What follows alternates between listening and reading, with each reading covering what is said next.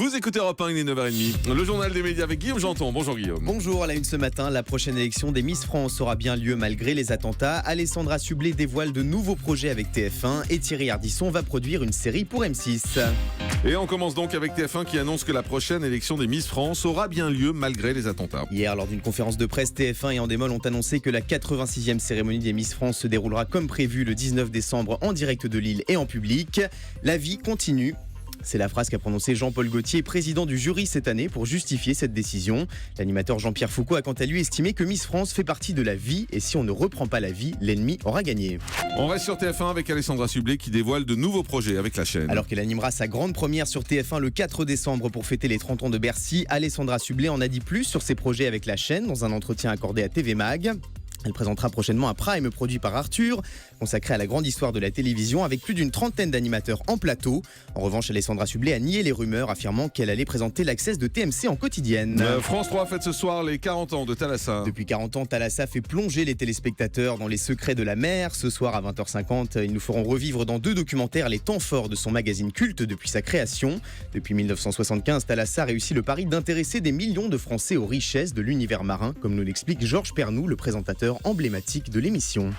C'est une émission grand public, c'est un grand tuyau. On a fait disparaître par exemple le vocabulaire maritime parce que tout le monde ne connaît pas le vocabulaire maritime. Si je vous dis à 20h50, il a choqué le halba de Baume, bon bah vous êtes perdu, vous savez pas ce qu'on a dit quoi. Et ainsi de suite, je pense qu'il faut garder un œil simple de découverte de ce monde. Nous n'avons pas de branchis, c'est donc un monde qui nous est ennemi, mais en revanche, il nous offre aussi beaucoup de possibilités de travailler, de s'amuser, de photographier, de filmer. Tout ça est potentiellement puissant, quoi.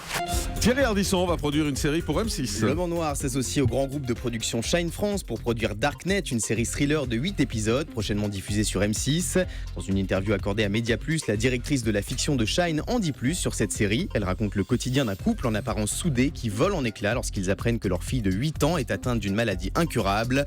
Aucune date de diffusion n'a été dévoilée pour l'instant. TF1 va reprendre les tournages de son jeu Wishlist. Testé cet été, ce nouveau format présenté par Christophe de Chavannes a reçu un bel accueil du public avec des scores satisfaisants en access prime time. Selon nos informations, les tournages de Wishlist vont reprendre la semaine prochaine pour une salve diffusée début 2016 à la place de Money Drop.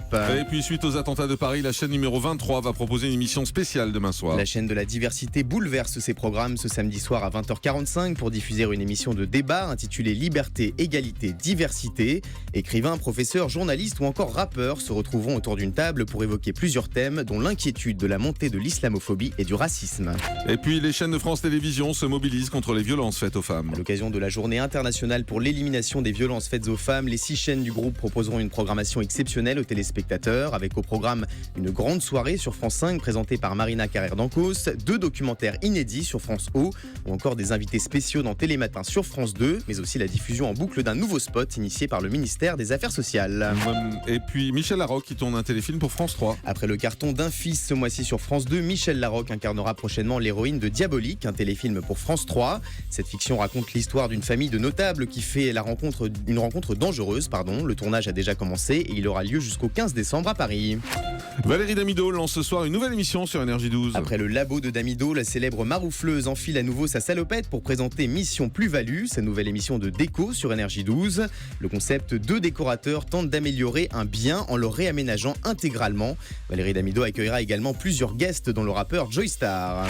Et puis demain soir, ce sera le retour de Danse avec les stars. La semaine dernière, TF1 avait déprogrammé son divertissement du samedi soir en raison des événements tragiques, mais demain, les 8 personnalités seront de retour sur le parquet pour danser sur des danses mythiques.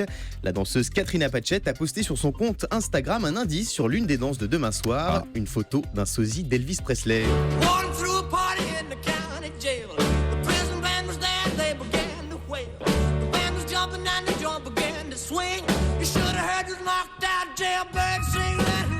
Ça c'est juste pour donner le sourire à Julie parce qu'on sait qu'elle adore plus que Léo Ferré.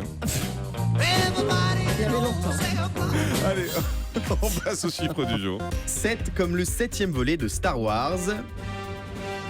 À l'occasion de la sortie du Réveil de la Force, France 4 va proposer au mois de décembre le Web Contre-Attaque, une soirée humoristique inédite en prime time avec des sketchs autour de la célèbre saga créée par George Lucas.